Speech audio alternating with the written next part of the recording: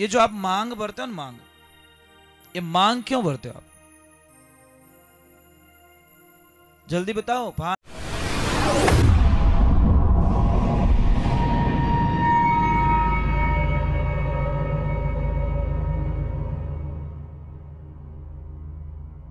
सोनू महाराज जी के भजन व प्रवचन सुनने के लिए चैनल को सब्सक्राइब करें, बेल आइकन को जरूर दबाएं, शेयर करें, कमेंट करें, लाइक तो जरूर करें।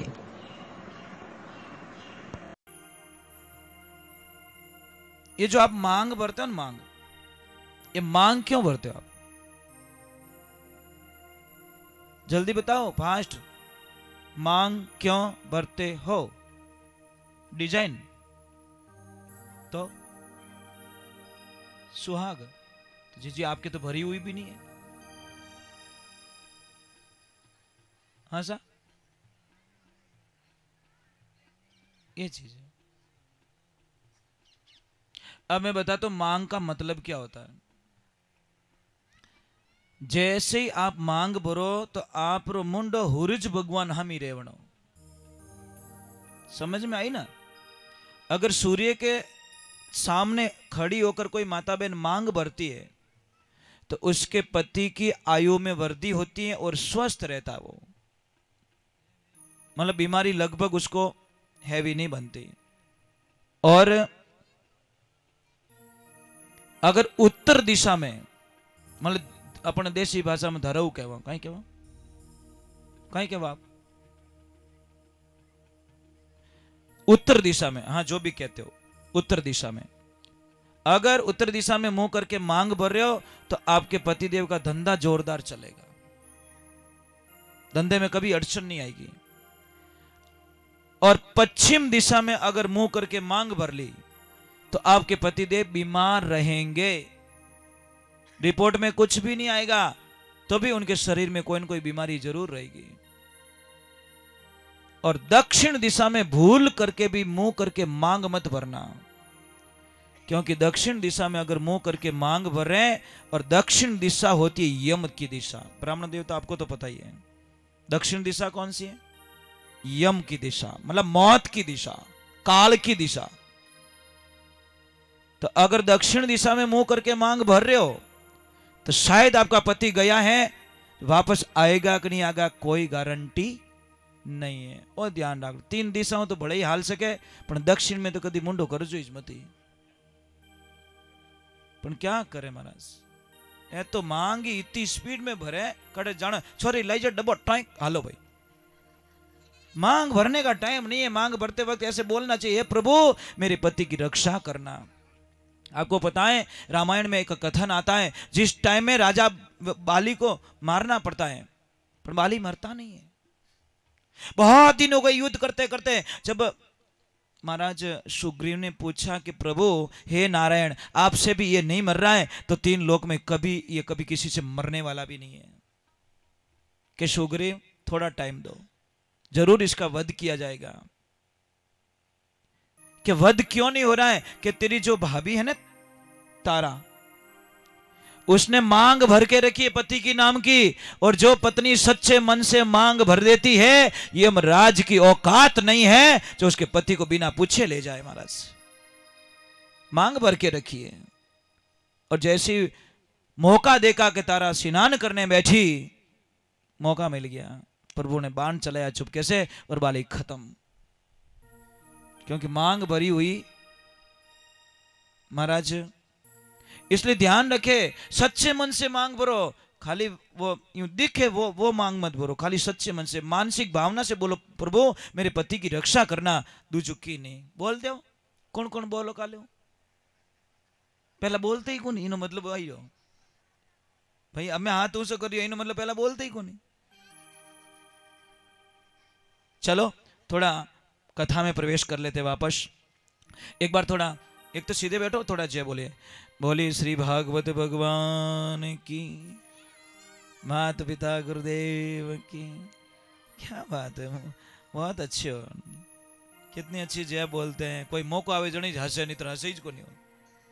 इन्हें ठाए पड़ी तो हंसियो, नहीं तो बिल्कुल नहीं हंसे। इन ठा पड़ जाएगा, आ बात कॉम रही है, उन टाइम जोरदार इन्हें ऑटोमेटिक खटको दब जाए, बोलो, बच्चों को भी आनंद आता है कथा में। महाराज शाम को टाइम बच्चों को सुलाओ ना, तो फिल्म रा गीत सुनाए नहीं हुलावनो, कोई संगीत सुनाओ, कोई हरि कथा का भजन लगाओ, कोई लोरी सुनाओ, महाराणा प्रताप की कहानी सुनाओ, बाबूजी राठौड़ की कहानी सुनाओ, वीर तेजाजी की कहानी सुनाओ, देवधनी दरबार की कहानी सुनाओ। कुछ ऐसे सुना के बच्चों को आहिस्ते आहिस्ते गाते गाते गाते गाते सुलाओ, तुम्हारा बच्चा वीर योद्धा बनेगा महाराज, इसमें कोई शंका नहीं है। पर अपने तो क्या, किसकी लाश जा रही थी और किने मोबाइल डाली और खांदो दियोड़ो, અને એક રિંગટોન આતી કે ધૂમ મચાલે, લાયેલો કે ડોકરી ઊભી રહી ગઈ તો હેંગો ધૂમ મચાઈ લે બાર। એ બેटे रे बाप मशान में तो बंद राखतो रे कमो कम, अटकटे धूम मचावे आगे तो मरगतरी उड़न बड़े के धूम मचाले। तो ये नहीं होना चाहिए महाराज, शमशान में कभी हंसना नहीं चाहिए ना। अपन तो ताको वटी लागे कि एक तरफ चिता जल रही है और वहां दांत निकाल रहे, ये नहीं होना चाहिए। चलो हम थोड़ा कथा में प्रवेश कर लेते हैं।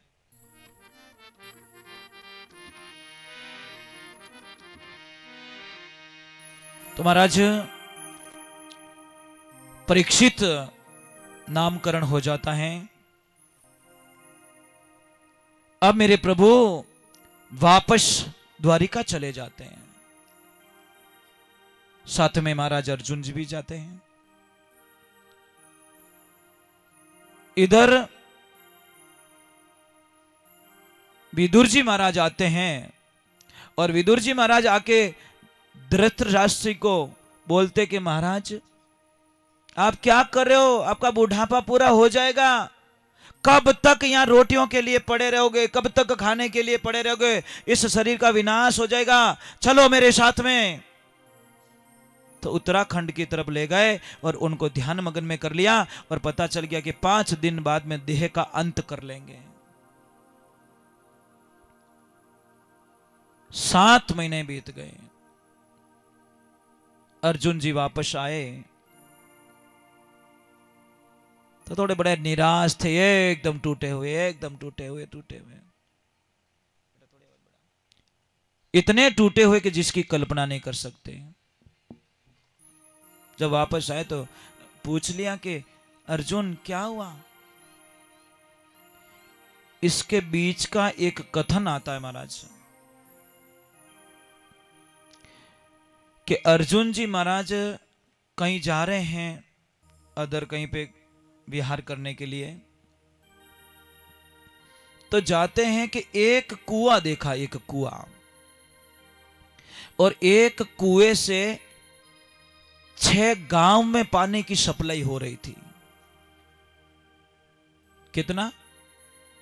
6 गांव के लोग पानी पी रहे थे एक कुएं में से। अर्जुन जी बड़े खुश हुए कि धन्य इस कुएं को, जो एक कुआं 6 गांव को सप्लाई दे रहा है। 4, 6 महीने, 8 महीने बीते, जब वो वापस लौटे तो देखियो तो महाराज 6 गांव में 6 कुआं खुदगा, पर एक गांव नहीं पानी री पूर्ति नहीं रेवे। कुछ पता चला? गया जने एक बेरो खुदियोड़ो, एक कुओ, तो 6 गांव ने पानी पावतो, और पाछा आया जब 6 कुआं खुदगा, परंतु एक गांव नहीं पानी नहीं पाई सके। अर्जुन जी को बड़ा दुख हुआ, जाके भगवान को बोले प्रभु मैंने बहुत ही अटपटे मैंने नजारा देखा है कि क्या कि गया तब एक कुआं 6 कुएं की पूर्ति कर रहा था, जब वापस आया तो 6 कुएं मिलके भी एक गांव को पानी नहीं पिला पा रहे थे। भगवान श्री कृष्ण कहते हैं अर्जुन ये कलयुग के संकेत, ये कलयुग में ऐसा ही होने वाला है। कि कैसे? कि कलयुग रे मायने एक पिता की इतनी ताकत होगी कि 6 बेटों ने मोटा कर देला, 6 बेटों ने पढ़ाए देला, 6 रो ब्याह कराए देला, 6 ने घर बनाए दे देला, परंतु कलयुग रे माने 6 बेटों री औकात नहीं रेवेला कि एक पिता रो पेट भर सके। समझ में आ रहा कि नहीं आ रहा है?